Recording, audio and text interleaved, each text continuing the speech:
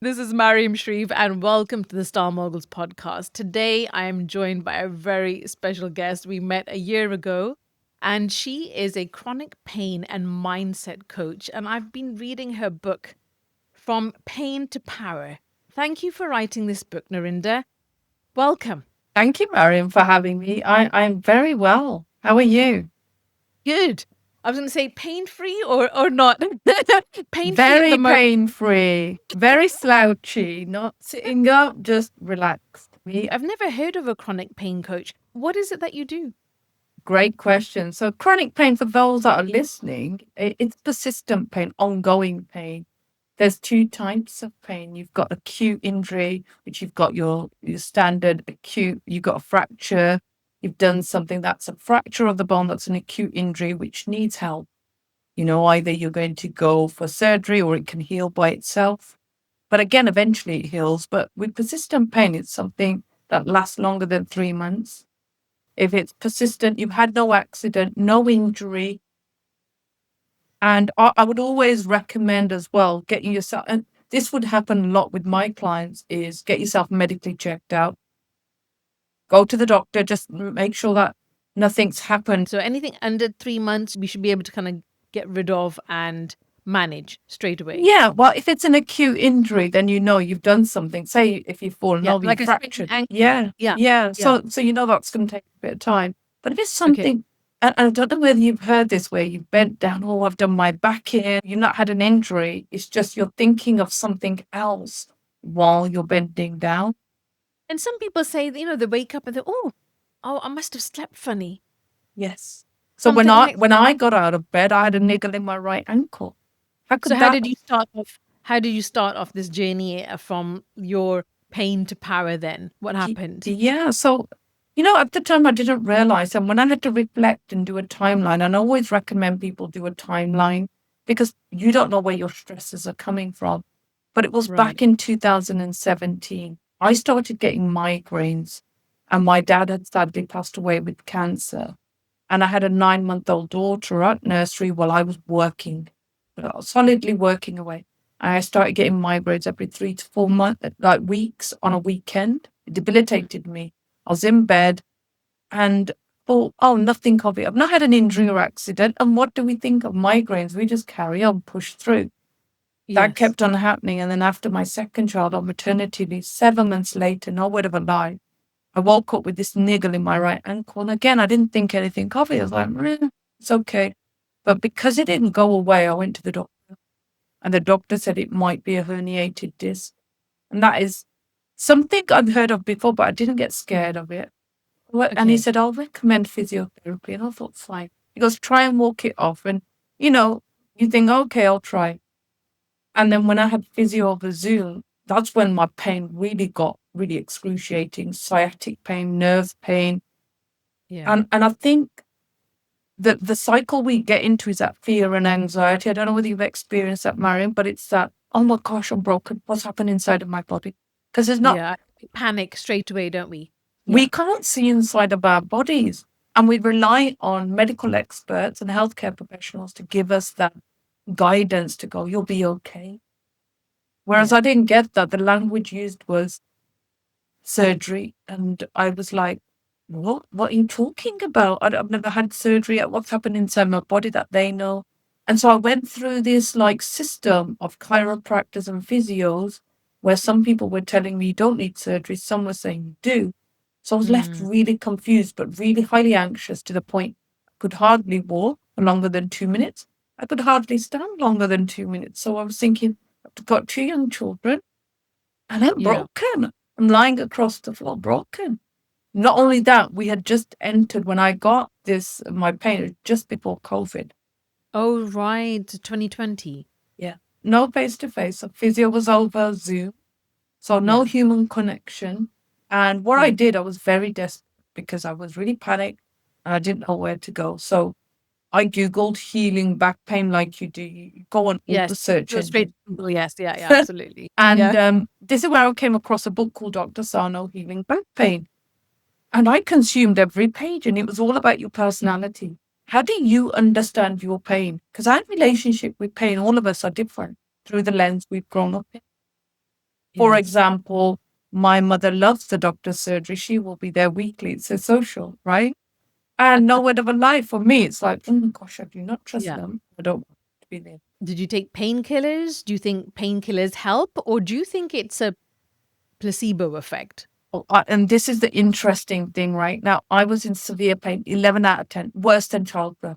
Okay. Oh, wow. It was Okay. that bad, right? It was at that extreme level. And all I can say is because I started getting support from somebody in the mind body field, Georgie Oldfield, who's done the forward in my book, Right. she had told me you can take all these pills and whatnot. Because I was taking paracetamol and the strongest ibuprofen to just take the edge off, which didn't work with nerve pain. I had ordered naproxen was one of the painkillers, Yes. but then Yes. they were left at the pharmacy because I knew I might become tolerant. And what I needed to do was go with the pain, get into the discomfort to see the other end. So when I was educated enough, that's what was. But they've done experiments with placebo effects as well, where you can take a Yes. pill and you feel so much lighter because the brain is going safety. And it's Yeah. all to do with the messaging of our brain and how do we perceive pain. So do you think that pain is in the brain? It is, but unconsciously, it's not anybody's fault. It's nobody's fault that they're creating this pain. But when it happened to me, I was in a place where I was low mood. So high anxiety, very low mood, Mm. suppressed emotions. And when we have all this emotion, we don't know where to lay it out, you know? Yeah. So I do feel that pain is subjective. So my pain would be completely different to your pain and Yeah. how you interpret it because there's so many other factors that go with it because pain is emotional, it's physical. So there's so many layers to that in itself. I'm suffering from plantar fasciitis and it started a year ago. And oh my gosh, I'm like, okay, I'll give it a week to rest. I'll massage it. I'll put a bit of heat on it. I will do the roller, but like that was like a couple of months. I found that because it was my feet, I didn't have the movement. So I wasn't able to move, especially when you have the pain in your feet. Because what I feel what happened is that you start to withdraw, you start to become quiet. I stopped like going out, no social life. And then you start putting on a bit of weight because you're not moving. And it was such a vicious cycle for me that I literally had to drag myself out of it and think, oh my gosh, I better do something to this because I will end up just staying at home. And then at a point, she just got comfortable. I just didn't want to go out, and that's really dangerous with pain because you just don't know what to do with it. And then you come to a certain point where you just think, okay, I'm just going to be at home. I might as well just accept it. How should we address pain? What do we do in that moment then to shift Yeah. our set? And thank you for sharing because there are people out there who are listening, probably with 30 plus years of pain. So you're talking on a short term basis. Imagine those with 30 years. Wow. Now, the first step is you can still recover even after 30 years rather than money. But the first step is awareness, Right. becoming aware. Where has this originated from? Because you've Right. just shared with me you were socially isolated, you accepted it, Yeah. you don't After know. 'cause it wasn't healing. One of my cousins, she said, "Oh, I had plantar fasciitis 3 years," and I was like, "3 years?" I was like, "You must be kidding me on. I am not spending 3 years." And then 1 month turned into 3 months, and then 4 months, and I started to change. And this is Oh, a big issue. So when I was going through my pain, and I'll share with you, I wanted to resolve it as quick as possible. Because absolutely. it's That like anything. We want to get Friday, let's do all yeah, the activities and the doing. But the real goal is not look at anybody else's recovery journey. You look at your own. Stay in your right. lane. So when you get awareness is first of all, what's going on for me, not for anybody else. Even Yes. because what I was looking for is has someone got something similar to me. I had a severe centralized disc problem. So I'm Wow. looking for people. Oh, 2 months. Oh wow, maybe I'll because that's what you naturally do. But the first thing is what's happening in my life and my surroundings. And what is my Yes. relationship with pain, like you said? Wow, your relationship with pain. Yeah. That's where you've got to start. And it doesn't start just from where you're currently sat. What's happened to Yes. you, prior to that? Yeah. And Yeah. when I talk about the doing, it wasn't the doing, it's Mm. the being, the mindfulness. Yes. Yeah. And if I could share that, actually, your nervous system in that is very dysregulated. Absolutely. That's something that I definitely want to talk about. Can you explain how pain affects your nervous system? Well, it's oversensitized, which calls it on high alert. So pain is a protector. And you must have heard of the hand over the hot stove and you Yeah. feel that flame. That's a great way to know that there's pain. Right, right, right. Okay. But what the nervous system doing in this sense, just imagine you go back generations and you're being chased by a wildebeest. What's the Yeah. natural instinct is running to move away. And what the Yes. pain is that fight or flight response. Mm. There's danger. But what we're saying in chronic pain is there's no danger. There's a false alarm signal that keeps on being detected. Right, right. So would that affect your body in cortisol as well Oh, then? Like yeah, well, heightened cortisol? yeah, so your stress levels are high.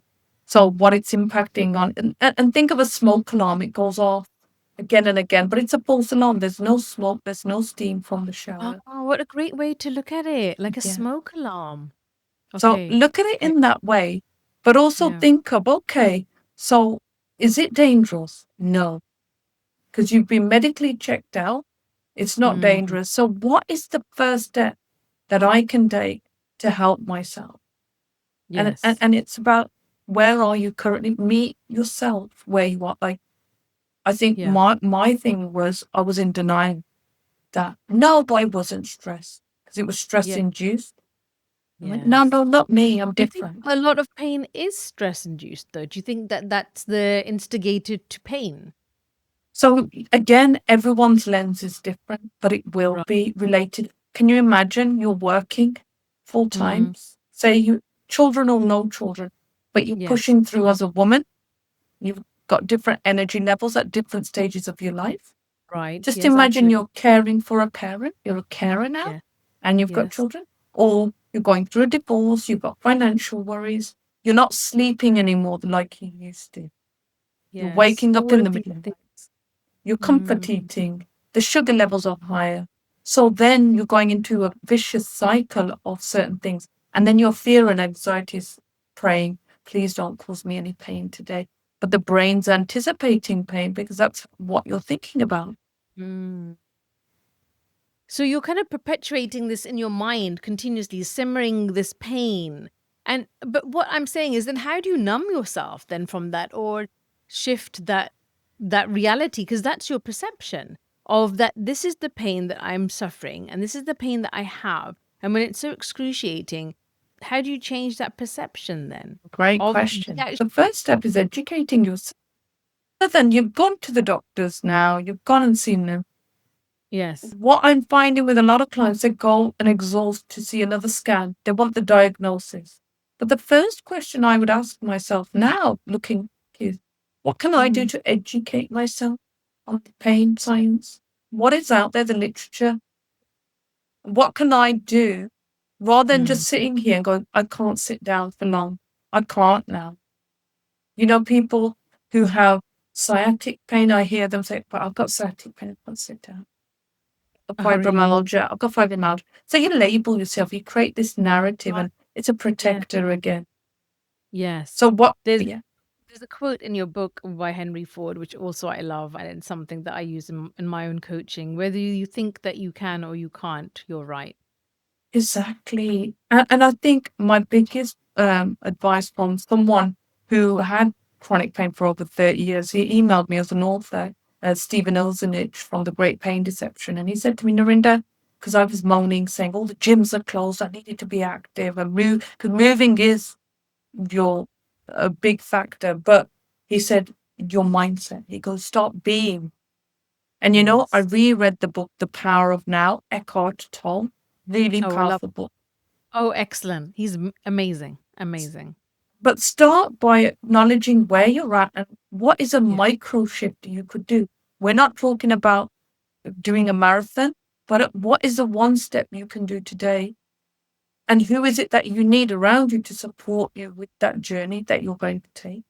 So, if we look at how to manage our emotions, you've mentioned movement, and I also feel that for me, movement is medicine. Movement is life for me. I am the Forrest Gump of walking. I love it. I absolutely love it. So, obviously, I can't walk and then I'm like stationary. And when you're stationary, your mind goes in overdrive. I just don't like being at home, being stagnant. I love the outdoors to take in the fresh air. And even when someone says to me now, get a treadmill and you can walk at home, I was like, no, because I need to see. I'm a feeler. I'm aesthetic. I need to see and feel, my surroundings and my environment.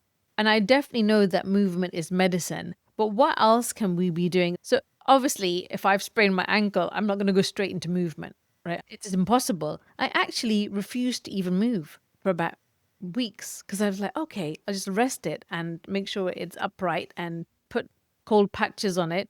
That only numbs the pain, that doesn't heal it. So I was like doing myself a disservice, actually just being stationary and not moving. So, how important is movement in recovery? Super important. And I know there's people here listening who are struggling. I struggled to get out of bed.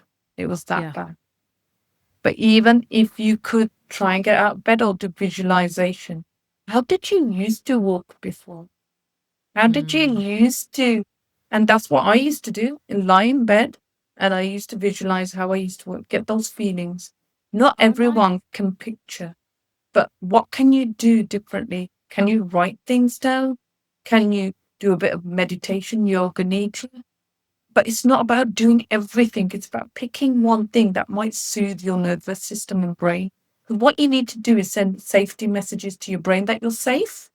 You're Oh, safe. right. You are Right. safe. There's nothing's happening. No harm is happening to you. Even though uh, a lot of people, this is what the question, so did I, is the pain's unbearable. It is that unbearable. And it's to say, actually, it's nothing more than our oversensitized nervous system because the fear and anxiety are keeping it alive. So if we can Yeah. do something for our mind to go, could be just box breathing, 4 in, 4 out, but just to soothe the brain and the nervous system. The vagus nerve in our nervous system is a conductor of all of it. It's Yeah. controlling everything that's happening. And if Mm. we have shallow breathing, it's just going to keep on affecting the messages we send to the brain because what we want is safety first. And so, Yes. I look back and I always go, what would I have wanted when I was an 8-year-old child? What would I have loved? A soothing hug. Yeah. And so think about things like that where people go, well, it's all right for me. We can move. Movement can be in any shape or form. It can be in the visual, but it can be, if you can get out of bed, fine. Even if it takes you a while, but that's a win. And to remind yourself that's a small win for yourself. Yeah. Small steps. I think that that's what it is. When I had COVID, I got some really great advice. Don't watch the news, switch everything off, and just positive, funny programs, even conversations, to cut off anybody that is negative. And I'm a very positive person, as you know, but like cut off anything that is negative, no news, no nothing. You want to control your own thoughts. So you want to just have positive, happy emotions that run through the body. I just watched a lot of Netflix, a lot of series, just something funny, a lot of comedy. So I had to change the way that I was feeling inside. And that really helped me. I did a lot of box breathing. What else can they do to kind of get those thoughts out their body? And it's a great point. You've shared some nuggets there by not watching news because, and Yeah. in this overstimulated world, we can be easily led online. Private Yes. Facebook groups, oh, they've recovered, oh, well, let me go in this community groups are great, but it should be with a positive intention of going, how Yes. Yeah. can we support, but not being online all the time. But I think that the Yeah. key thing is what's going to work for that person. It's not Mm, about doing everything. individual. Not do, Yeah. I think you said pain is subjective. yeah. So having to look at our own selves first and really kind of doing a own assessment of ourselves before we even start comparing ourselves to others. Could be that you're sharing with a friend who's non-judgmental. But like you Mm, said, the surroundings will be super important. Because if your environment, and you don't always know, if your environment involves drama and it's your family, you can't see it because you're in it. So you can't get out yes, as easily. But if you went yes. for a coffee outside, like you said, that movement changed the environment you're in. Someone going through pain, how can we help that person? Because we've obviously been on the receiving end, but somebody listening to this episode, and if somebody that is a friend or a family member that is really struggling with pain, how can we help them? First of all, is listen. Yes. Nancy Klein, active listen. And it's Mm, such an important skill. And I know friends and family want to help. Can we do? Listening without judgment, absolutely. just to soothe them will help. And then ask them, what do they need? Some won't open up because they don't feel that they can. They need to be safe. But Mm, at the same time, saying, we will. In my pain, I had my neighbor opposite who came with me while I was walking. So I used to sit outside and sit on the pavement. It was really embarrassing. But what I did, I used to write down, acknowledge your fears. And that was one of my fears. And then I reframed it, say right. that differently. So my nervous system and my brain's calm and safe. Because that's, Yeah. again, safety messages, but Yeah. finding what's going to work. I love reframing. It's one of the things that in coaching I absolutely loved in NLP. I think it's one of my favorite things, reframing. So, how did you reframe? Yeah. I mean, one things I was told is acknowledge your fears. Okay. Yes. I was fearful for leaving the house because I couldn't walk very far. Yeah. And I thought, what am I going to do? Where am I going to sit? And when I Yeah. went with a neighbor, she gave me that confidence. Sometimes that's all you need, a spark, some support. Yeah. And Absolutely. and so I reframed. I started going, I'm scared of walking outside and sitting on the pavement. And I go, well, it's okay if I walk and sit down and start again. And I aimed for like Lample, literally. Yeah. And then I started again. And I kept a momentum and a diary of what I was Mm. doing. Because at the same time, I had a chronic pain track. So Right. I Right. think, What, like write it okay, down yeah, level? Yeah. I mean, exactly. how So does one do that? So that's what I did. So I read this other book, Fred Amir. I think it's in the resources at the back of it. It's amazing. So I loved it. He talked about writing how he was feeling, what his goal setting was daily, and what reward would he give himself. Oh, this is amazing. And Yeah. pain, it's not linear. And the key thing is that there's this phrase of you could do too much as well. And then you feel frustrated and you have setbacks. But the Yes. key thing is to go, but actually, what's my body telling me? Not do too much, Mm. but consistent. Consistency is a very key thing. So, Consistency. Because I used to get really frustrated, if I'm absolutely honest. I'm a doer. I'm out and about, and I've got so many things to do. Not anxiety or fear or anything. Frustration of, come on, and being hard on my own self. I felt kind of embarrassed. I felt embarrassed even sharing my pain because I'm like, surely I should have got over it. Why am I making such a big deal of it? And women are known for drama queens, but what do you do then? You just shy away and you end up not talking about it or talking to anyone about it. I felt really embarrassed with my pain. I was like, okay, for the first couple of months, I even put on my socials, I'm having physio, and then it wasn't working. And you can't keep on going on about it. Even I got sick of my own self, and I'm not one to keep on talking about it. I like solutions. So I got so frustrated by my own pain. I didn't know how to manage that. And for me, I always turn to faith when I'm frustrated or fasting. How do you incorporate faith into your kind of pain absolutely, recovery? I believe in God fully 100%. And my Yeah. conversations with God was so Yeah. powerful. I Mm. feel like I was that close to God. In my pain, I think I was the closest to God. Closest. Yeah. And, frustration is one of the things that keeps the pain alive. Because what you've Mm. got to do, and like God says, with things in their hands, not in Yes. ours, we didn't let it go. So you've got to Yeah. let the pain go. You're not attached to it. You're absolutely right in that because in Ramadan, 30 days of fasting, and it's pure gratitude of every single thing that happens to you, good, bad. We are grateful of everything. That mindset was very, very important. That's the moment I think I changed my frustration into being grateful, and how gratefulness just is such a healer. I mean, I think that 1 month I actually didn't have pain because I And was so that's it. focused. Yeah, I wasn't focused on it. I think that's what it was. And that's it. When you're focused on pain, your life box is just so small. So all you think about Yeah. is pain in the morning, pain at night, pain throughout the Yeah. day, pain, pain, pain. When you start growing your life box of who have I seen recent? Like you say, you withdraw. Actually, let me just go out a little bit. Let me not talk about the pain. Let me talk Yeah. about other things. Let me see some laughter. Yeah. I can have a And good when time. what about it? I just kind of dismissed my own self. I was like, okay, I've got pain, I'm not going anywhere. I've got pain, let's just cut off. And I literally just cut off from the world. And it was December, and then it was January, and then January it was a sprained ankle. And I was like, okay, I don't know what God is trying to tell me right here, but I've got to be at home trying to heal this. I accepted it for a month, and okay, now it's February, now I need to be out of the house. And I just made a little step. I just made a couple of steps, and every day got stronger. But pain is always a signal. But we don't see. So when I had those migraines, there were whispers. But the Yes. debilitating pain was you've got to stop in your tracks. That Yes. something's not working. Yeah. So the whisper turns into screaming, doesn't it? It was like my It body full stop. screams that. And, Yeah. and Yeah. and another thing that you were sharing was about, we put so much undue pressure on us as a woman. And I don't know So whether you much. felt that.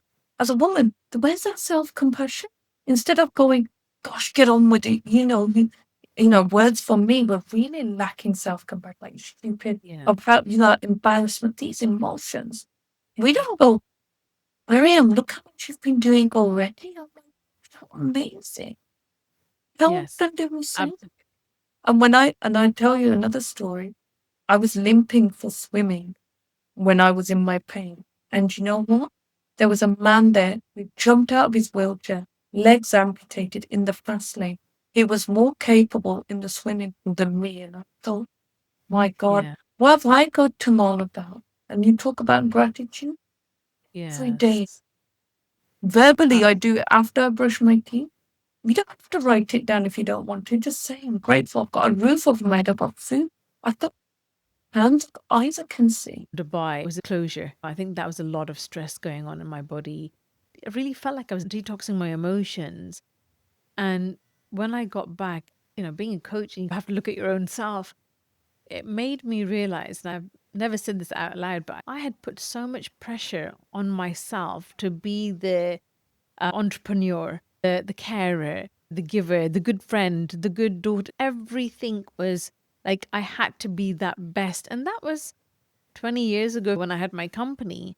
I'm a different person now. I don't need to prove myself to anyone. I realize that I'm trying to prove myself. I'm trying to validate myself because I don't have children. I don't have like a family. I remember my cousin asking me, like, in a real condescending way, what are you doing? Like, "Well, I'm caring." And caring is such a big, big duty as a daughter. And I'm not just as a daughter, but as anyone knows who's a carer, it's a big responsibility. It's draining, it's stressful. And when you've got your own things going on in life and your own pains, it's double the stress.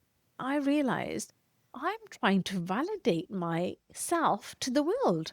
This has been a big weight off my shoulders in this last couple of weeks. Thank you for sharing, Mariam, because do you know what comes through then? I'm resonating. Like I was a people pleaser, pleasing everybody else except I'm at the bottom. But we don't always realize where that comes from. For me, it was as I was at early stages of life. Don't want to put pressure on my parents. I want to be the good girl. But I had Yes. subconscious anger. And anger's another one.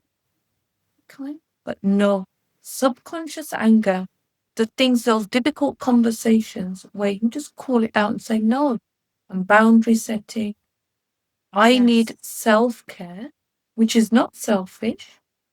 I was asked a question by my old health coach. How much time do you have for Goddessa? Goddessa? It's Goddessa. Narinda, The time for goddess yourself. forever. Yeah, and I Oh, love the Goddessa. Yeah. for yourself. No, not got to. That's another thing for women with children. We put on, Mm. oh, but we haven't got time because we've got the kids. Yes. So why have we juggled that? Where's that textbook that says, okay, here's a transformation in your life? I'm echoing everything that you're saying. Being the eldest daughter, being the dutiful daughter, being the good girl, being, helping everybody. And it is my nature to be positive and to help everybody, but not sacrificing myself. I had some counseling after my divorce, and she told me, oh, you lack boundaries. And I was like, boundaries? What are boundaries? We don't have boundaries as an Asian woman. We just let everybody be first and sacrifice. And then resenting that actually afterwards because we didn't kind of fulfill our own dreams. I think that's a big societal change that needs to happen in our culture. I love our culture, I love heritage, but the world is changing. And we have to understand that the woman cannot be the sacrifice of the family.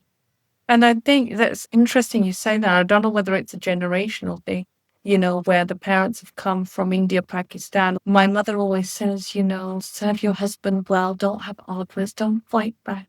Also, as children, we always respected our elders. They know Yeah, best for us. But how about the absolutely. language they use to us? It's not Mm. beneficial. It's No. And very insensitive, actually. actually quieting. Now I think about it, why did I start the podcast? Maybe because I was quietened. I wasn't allowed to express myself. That's where my styling came through. But I actually learned and fell in love with words first. Became like the conversationalist, the community builder. But styling was a superpower. I wanted to express who I was on the outside, and this is who I am. So now I'm in alignment. But I've been the people pleaser. I've been like, no, everybody first, to see jaw, and then like, I'll come, I'll come later. No, no, aap pele. And you know What do what? you I say? don't. Women last for food. Let's give it to the men. Let's give Yeah, it to the children. Let's be absolutely. that. It has to change. And I think this next generation, I see my nieces and nephews, they've got boundaries. They say things that they want to, and I like that. Sometimes they're a bit too selfish, but Yeah, I but guess. taking it to extreme.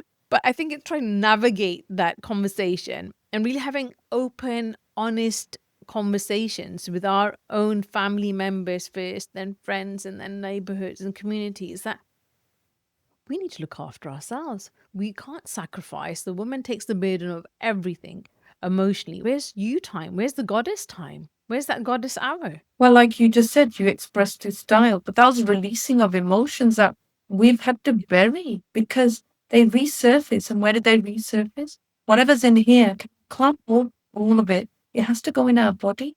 I remember you saying to me, and we were trying to set up this podcast, and I was like, oh, I've got pain again. I'm not feeling good. I've got therapy. And you said to me, body stores trauma. And I was shocked. And I understand it on an intellectual level, but can you explain exactly what you meant? No, and exactly that. So, I went to this workshop a few weeks ago in Preston, and he talks about actually women hold their trauma on the left side, apparently, a lot of the Oh, time, really?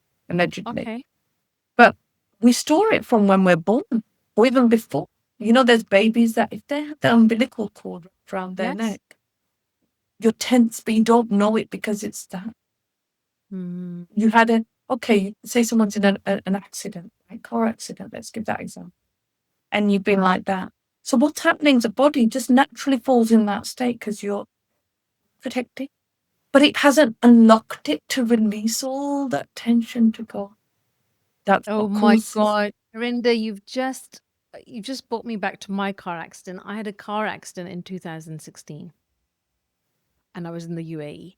I was like going after my prayers, going to my in-laws, and I literally saw this car coming towards me. And the next minute, I didn't know where I was. When I woke up and I actually thought, oh my God, I'm alive.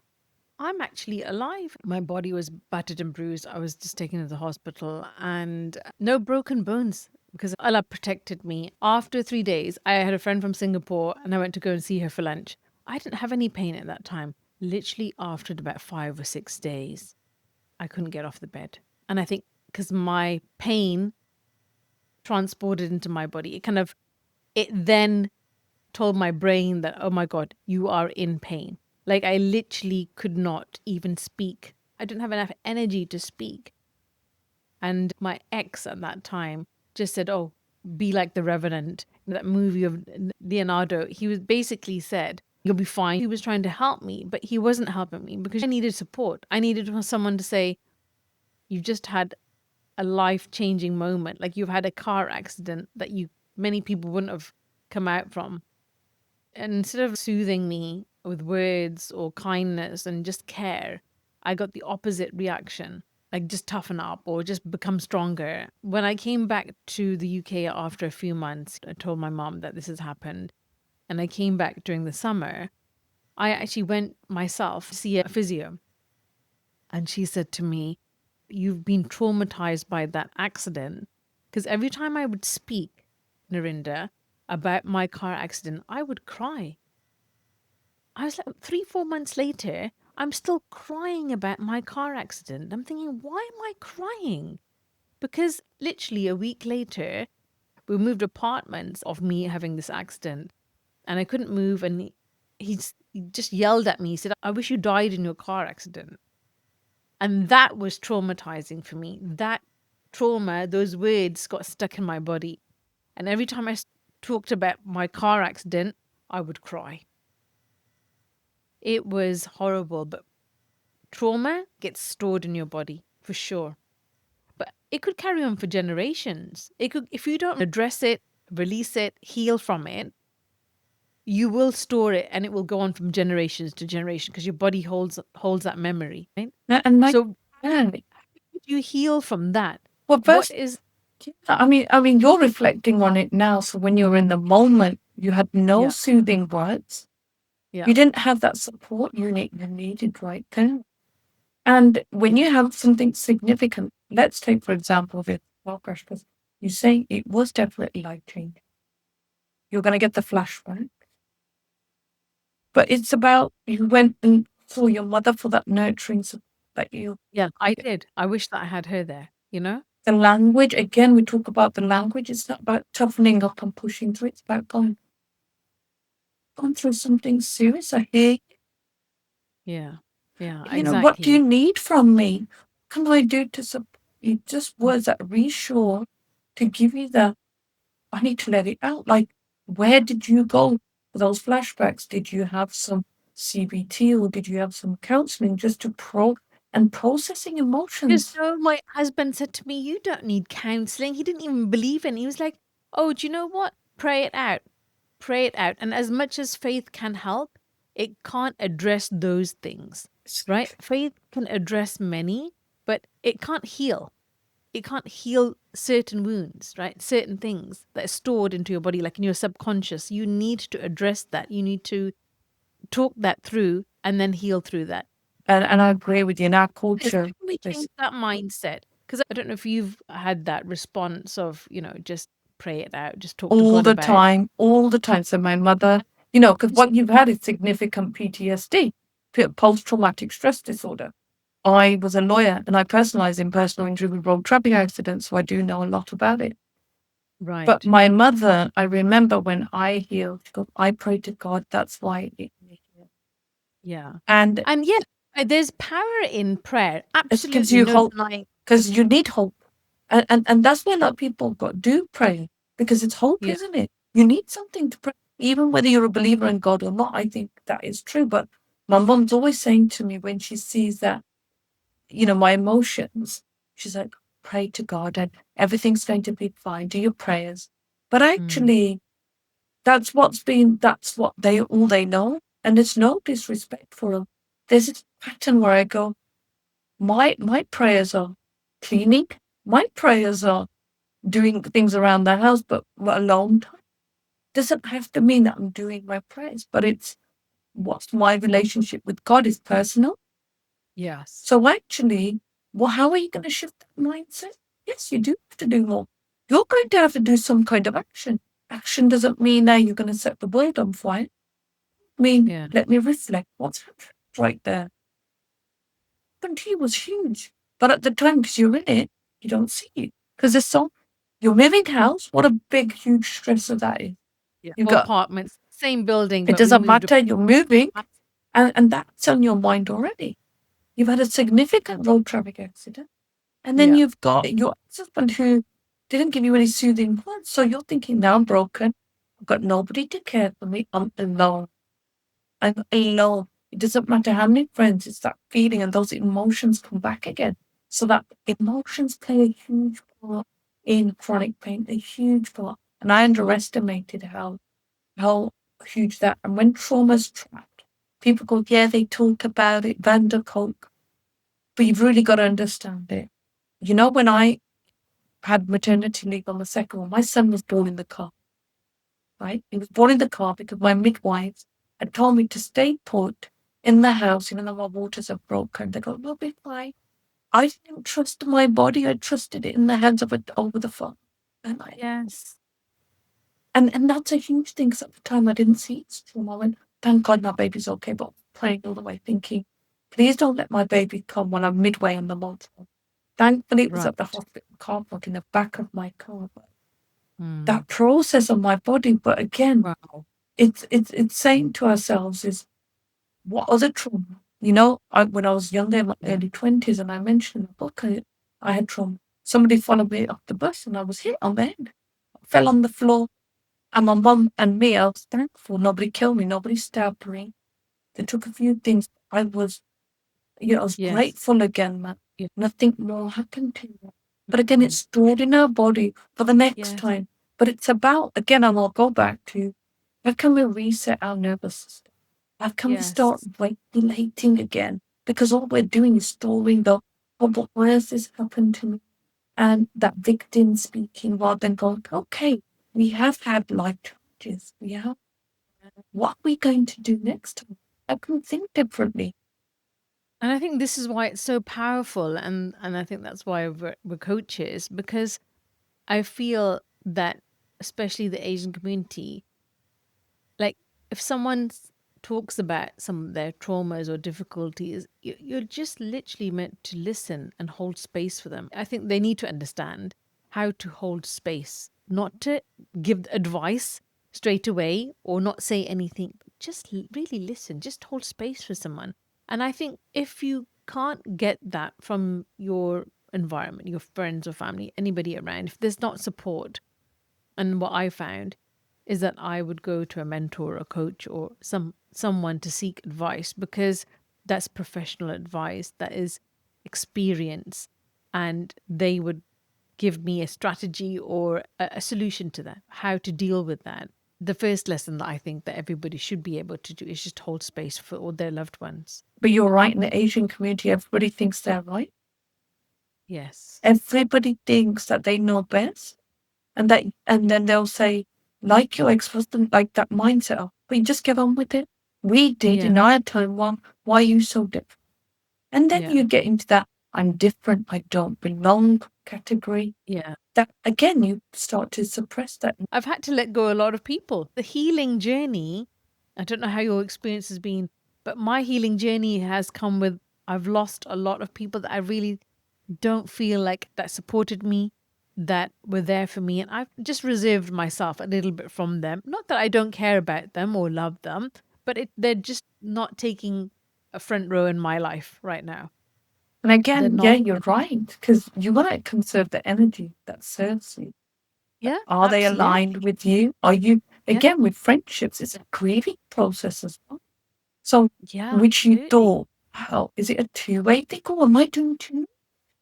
I realized that when I came back from Dubai, that the people that I thought I had really good friendships with, and maybe I was carrying that friendship because I was like, oh, I don't hear from them. And when I aired that, oh, I was like, well, we've all got our own issues going on. We've all got our own. And I wasn't expecting that. And I was like, oh, okay.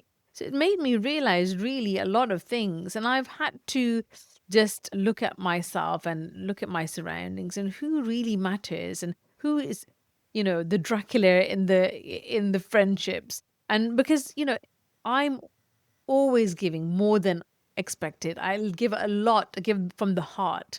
And so that takes a lot of energy. And right now, I just don't have that energy because when you're healing from pain, you actually don't have the capacity for anything else. Did you feel that? I Yeah. dismiss everything. I think when I was in my pain, COVID was great for me in one respect because I didn't see a Yeah. lot of family. So in a way, that was the best thing because Yeah. they would have straight away said, "Have you tried this specialist? Have you tried this?" And in the Yeah. Asia, I don't know whether but you, but in the families, they all had operations of some knee operation, back operations. Yeah. But Yeah. on the other hand, I backed away and I was so focused on my pain, nothing else mattered. Didn't visit family or friends. I was Yeah. like, I can't do that. I can't do that. And I started to minimize and know who's in my circle. Yeah. Who does I could just chat with rather than anything Yeah. else. And I think you start to look at your life differently when something has happened that's significant to you. You Absolutely. have to question and then you have to become a The question you have to ask yourself, what do you want? do I want? And how many times have you asked yourself? Yeah. There's an Exactly. acronym, FOG. Have you ever heard of it? No, no, I haven't. Fear, What? yeah, fear, Fear? obligation, or guilt. You do Yes, I have. something due to those. The menopausal brain. I'm with you, sister. I'm with you because, Yeah. again, and women over a certain age, the energy again, we're exhausted. With Yeah. who are we pushing through for? And I think once you start getting the right environment for you, like you said, if you haven't got family or friends as a support network, because a lot of the time you feel you're the Yeah. only one suffering this type of, I'll be honest, you'll go, nobody Yeah. will understand why it's different, but it's not. Right. You just haven't met the other people that are also struggling. I set Yeah. up an online pain cafe for free because I wanted people to come together in a safe space where they're meeting others just like them, probably different pain symptoms, but to say, we're here as well and we're on this journey with you and we will Oh, help that's support each other. interesting. Yeah, absolutely. Because all you want really is just to be in a space where you're just acknowledged. You're seen and heard, and that's Yeah. the right spaces to be in. I know that hope was the one thing, when Georgie Orwell had my conversation, I read this book and she, Narinda, you're going to be all right. Because I was angry. I was thinking, how does she know she can't see me? I'm debilitated. I was in victim mode. But Yeah. I thought, what does she know that I don't know? What's that secret source that she knows that I don't? Which got me, Yeah. and a word I'll use is curiosity. Become curious. Yes. Yes. But you also mentioned that when you had that car accident, something really important, piece of compassion. What were they going through? Yes. What could have helped them? And we never Mm. see that. And I'll give you an example. Last week, a woman gave me her parking ticket. And it was really kind of her for an hour. She goes, I've still got now. I didn't think it was enough time because my daughter was going for some tuition. But I took the ticket anyway. And when I came back, I had a parking fine. No word of a lie. Usually I'd be kicking up a fuss. I don't know. I knew that I was over the time. Yeah. Not hugely, but I didn't shout. And I was like, that man's doing his I deserve Yeah. that fine. So it's about not having anger in us. You talk about stress and that life treated us so bad. Look at ourselves. Admire it to ourselves and saying, what can we do different? What can we feel different? I always tell myself that, okay, if I got myself in this situation, I can get myself out of this situation. And as a coach and someone who's counseled young people for a long time, I always give them this advice because, okay, so things aren't going great, and you're at this situation, but you can always get yourself out of this situation. So what are we going to do to move forward in that sense? And so I asked the same thing. All right, I got myself in here. How do I get out of this situation? And I think that, and asking us really powerful questions, for me, words are really powerful. Talk to my own self, because if I didn't get the compassion support from outside, at least I should give it to myself. Just being your own best friend. And how often do we say, oh, you're amazing? Yeah. And that's what we should be doing. Like, look at your values. Where's your compass and where's your alignment? And my values are up on my wall, and my first one is self care. But what does that really mean? Respect. But not just giving respect, I need to receive respect. Yeah. How many times have we been Absolutely. disrespected and go, it's okay? No, it's not Yeah. okay. I think that's where that boundary setting comes, where we start Absolutely. acknowledging, I deserve to be treated better than How that. do you feel about diet and nutrition? Has that Did you change that when you had You know, your pain? yeah, a lot of people talk about this. Some people are 100% diet has helped them with certain Yeah. types of pain. And I get that because certain things might trigger, for example, IBS, irritable bowel syndrome. People say, well, we've cut out this. But I think Yeah. for me, it wasn't diet, if I be honest. I did take Okay. turmeric capsules. I had Yes. some dark chocolate as my rewards. But I think the Yeah. key thing is you talk about placebo.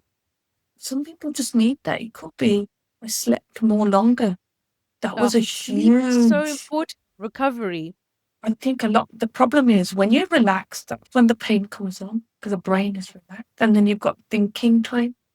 And the thing is, what's going to help you to get more relaxed and calm that anxiety to say nothing's wrong?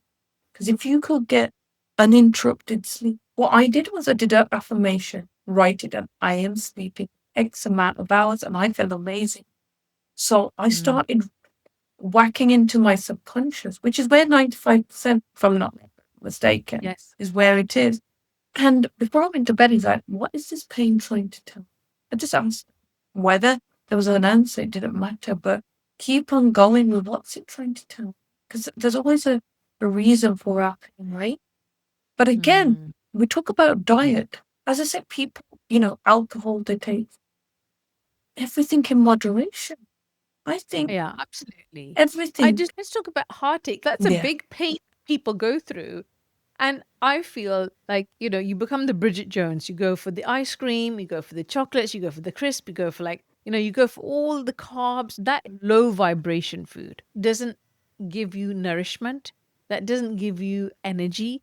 You need to have foods that are going to nourish your soul, nourish your body. Avocados, chicken, salads, lots of good, healthy stuff. But in that moment in time, it's Niagara Falls. Mm. If you change that, move your body, move your brain, and start changing your diet. Lots of water because we forgot to drink water because the body's dehydrated. And if you do these small things, this actually puts your body and mind into alignment. And I think, Maryum, all of us know these good should do things. Come on, let's face it. Would have, We should know have, about, could have, yeah, yeah, could have. well, and We could have. gotta get Yeah, those fruit and get you yeah, 5 a day, 5 a day, 5 a day. But the problem isn't that. It's yeah, difficult to stick to the consistent. I'll go back to consistency. Because, okay, I'll give you an example. I've not had much sleep today. Usually I get good hours, but because I slept late, I'm not as energetic as I want to be. So then yeah, I've had a packet of crisps today. So then you go into this cycle, right? You can have yes. healthy foods, but again, it's 80-20 rule. What are you Mm, doing? But it's a knock-on effect. Sleep, diet, movement, yes. and what else is on top? Stress. Okay, let's talk about work then. Say somebody wants to eat well, but they've got back to back meetings. They're in a high pressured environment. We've not had time for lunch. Right, let's get the next coffee. Caffeine, tired, da, da, da. Not had lunch. I've got to just pick something quicker. I've got to have some. So these are all the things where you've got to have that time and space to reflect. So I always go with, well, what's working for you? When you feel hungry, what do you usually go for? Can you can eat a packet of crisps, but can you have something else in addition? Yeah. But I think when you keep forcing it down people's necks, because we know this, I think a lot of people Yes. know it. They just don't know how to sustain the healthy Yeah. lifestyle. And if you're in pain, the last thing you may do some of the nutrition, but you have to be convinced that God, that's going to really help you. You have to do it in a combination of things. Move while slowly incorporating it. So when somebody come to you for heartache for that, because that's one of the biggest pains in the world. I mean, like recovering from a heartache is big pain, right? Like that, your whole Yeah. body shuts down. You don't want to move. I remember when I went through a breakup. I didn't want to get out of bed. I was like I like shut myself off. I was like. There's nothing to live for. Like there's, life is over, and in my mind that was happening. And I'm a young kid. I'm like, what's wrong? What's wrong with me? But only now I can reflect. How do you deal with heartache and pain? I can feel that as well. I do it. A lot of people do get physically pained. And I think the first step again is just listening to listen to their story. Like, what support do they need? I'll always go back to that basics is oh, you get on with it. Life goes on. Time's a healer. That lovely cliched one. Yeah. But I think you really just got to listen to them. If you feel like you need a few days out and just need to mull it over, okay. Then again, incremental steps of what would you like to do? Because that mindset will either make you sick or heal. So again, you've got Mm, to go, how again, my emotions, how am I going to regulate them? Can I journal? Can I get pen to paper? Does that work for me first? Or do I need to yeah. talk it out with a friend? You'll resonate with one thing, but you either the movement we need, but like journaling or affirmation. So, you'll resonate with something. Yeah. And I think again, even talking to a friend who's really close, who's non-judgmental, that will just hear you, right? A family member, or like you said, a professional, like a coach, anybody, or counselor, just to go, I'm feeling a bit, is this normal? Is this, but again, what tools and resources are out there? There's so many free resources. We don't tap Yeah. into them because we want to stay in the black, dark tunnel. And I see it like a train journey. You're in that train journey, you're in that dark tunnel. But when you come out in the light and it's a calming train journey, what do you Yeah. see outside the window? Yeah. Yeah. I do feel that friendship is very important to healing and just having good friends. And I've got one good friend who I've known since I was 17, and she's Jamaican. And we just met when we were working part time at Dorothy Perkins, and she's still my friend. And the best quality about her, non judgmental, and I can just speak my heart. And I think that is the definition of a good friend. Absolutely open. I can say anything. I'm free. She's also able to say anything at any moment in time. I'll give her time, and we equally have this respect. And she can say anything, and I can say anything. When I came back from Dubai, I was speaking to her. It was really bad. And when I got back from my divorce, it was really bad. I couldn't even think for myself. I mean, like I said, I couldn't even construct a sentence. I forgot my vocabulary. I forgot who I was. And my friend said to me, I wish that you could see me through my eyes and how amazing you are, because I kind of forgot who I was. She's like, you were this person and you did this and like all of these things. You forget who you are. When I'm having a moment and I'm like, oh, I can't do something, my mum will say something to me and she'll say, you walked on fire. You can do anything. I did Tony Robbins, when you're walking Yeah. on fire, the fire walk. Yeah, like that spurring on. And it's funny, it just reminded me of a time, I was in Dubai and I was crying my eyes out. I had this breakdown of a relationship years ago. And my Right. friend goes, so I'm in a coffee shop and she goes, write a feature letter to yourself. But will work for me. And at the time, I didn't, because I was in this pain. All I could see, and she goes, write a feature letter to yourself. I wrote this letter and I sealed it up in an envelope. And she Yeah. goes, give it to me. I won't read it. Fine. On my wedding day, she handed it back to me. And oh my God. And it Wow. starts, Dear Narinda. And it talks about how I'm coaching, how a beautiful person I am, and I'll meet the Oh, person I am going to be with. And just this radiance and how inspirational. And it's amazing. all dated, everything that I've written Yeah. goodbye. And she handed that to me as my wedding present. Isn't that Oh, what a powerful? beautiful gift, actually. Back to yourself. You gave that gift back to yourself. Back to myself, and And you that's did it. You did it. You had the power. They actually say that having good friends around you, it helps longevity. It helps your mental health. And that's why probably women live longer, because we can vent, we can talk about our problems, what we're going through. And so I remember my friend saying to me after my breakup, she goes, you survived before him and you will survive after him. And I was like, yeah, okay. All right, it. that's great. But comprehending it was hard. But what is the future of Narinda now? Where are you heading Wow. now? Well, I've just recently set up a community interest company called Paint Oh, Power lovely. Connect. That's your key, yeah. Because I believe that empowering individuals in community is really important. Like Yeah. people who financially are distressed, that causes chronic pain. Where do you go where you're unemployed because you can't work because you've got a health condition? Yeah, absolutely. Invisible Absolutely. pain is not talked about. And there's only so much an NHS can do. But where's the ongoing service?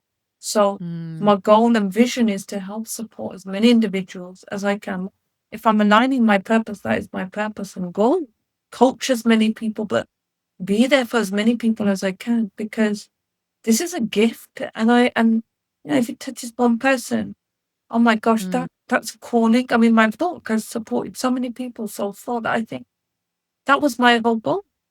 absolutely. So through that time that you had in your messy situation, that is actually your calling. That's your From message to the pain world. to power, and I want to make sure that people, I'm not something heroic. I'm not a superwoman. That I'm just ordinary Joe Blogs again who had an adverse childhood experience as well. My mum suffers from mental health issues, and I saw her have a mental breakdown at age 5. So that there's so many people who had worse scenarios than me, better. Absolutely. And it doesn't mean you have to have trauma to have had chronic pain. It could be that your personality, like a people pleaser, Mm, perfectionist, actually mhm. contributes to chronic pain because you put so much pressure on yourself, and Right. lack that Yeah. self compassion is why you end up with it. And when people have understanding of their pain, they're like, Yeah. is that why? So it's dangerous. So I can heal. Not being Yeah. told you have to manage and live with it. And here's the painkillers. Here you go. Thank you very much. And that's so beautiful. What would you like to say to everybody listening before you leave? Well, I'll just say there is hope there, and you can heal if you allow your mindset, because the mindset is the biggest thing. And if there's something right now in your life that you know is not aligning, something, become aware of it. Write a timeline. Write a timeline. Mm. Write childhood up to now. What your struggles are. Is there anywhere that you can see any patterns Can that you have just emerged? explain to those, because we know what a timeline Yeah. is? Just can you break down what a timeline So is? Because timeline. some So since you people, were born, are yeah, there okay, I'll give you an example. So where were big moments in your life? So I've just shared 5 years old, I witnessed something significant. But when I was moving house, a big stressor. I had trauma, so someone followed me and hit me, so I'm not illiterate. Things like this that are attributed that you think, I had pain then. Okay, I understand them. Or I would get it now, like when I lost my father, I had migraine. So it's about connecting the dots that we don't see. And then when we yeah, reflect back on, I understand why that happened now. It could be mm, something else. It could be as minor as being bullied at, that's not a minor thing, by the way, being bullied at school. But say you have sibling rivalry and somebody goes, oh, but you don't look good, you look fat. Those kind of comments, you think you're not affected, but it does affect you as well. of course it does. Even parents, in the Asian community. I know my dad Yes, used to go, right, can you get in the gym? And he meant it in a loving way, but yeah, just sensed, I'm highly sensitive. So you can go, boom, boom. So you don't get that confidence out of yourself. And if other absolutely. people, okay, and if you've ever felt stupid and other people say language that makes you feel stupid, it just Yeah, reinforces your brain to say, see, they said something now, so I am stupid. You've created a yeah, narrative. So what you're trying to do is to break that down to go, is that belief true as well? Or mm, where's it come from? So really get yes, that, connecting the dots to see where it's come from. It hasn't come out from thin air. It's not come out yes, from thin absolutely. air. And Yeah, really know, how were your emotions at the time? What kind of, were you stressed? Were you low mood, depressed? So there's a lot of factors, but if you can start working on that right now, I think that will really help as well. yeah. No, that's amazing advice. I think everyone should do that. Just analyze their life. When you have your life in your head and you've lived it, put it on paper, then you can actually see it, Yeah. for what it is. Thank you so much. It was so amazing and a great book. Look, I've got it all little tags in here. I really love the little exercises for people to do after each chapter, and a little exercise of affirmations or some activity. I hope that your healing cafes go ahead, and I can come to one of them pain free. Yeah, you will um, be, definitely. yeah, absolutely, inshallah. Thank you so much. And everybody, this is the amazing book. Definitely get it. Anyone that is looking to get some continual support, where can somebody find you? Yeah, so I've got my website, mapcoach.co.uk, and you can find Okay. me on LinkedIn, Instagram, and Facebook. And yeah, just reach out, even by email. It's narinda@mapcoach.co.uk, and Yeah. really just check me out, and any free resources I can give as well. I will. Thank you so much. Thank you for your help, and healing is the way forward. Thank you so much, Narinda. Thank you, Thank Maryum. you.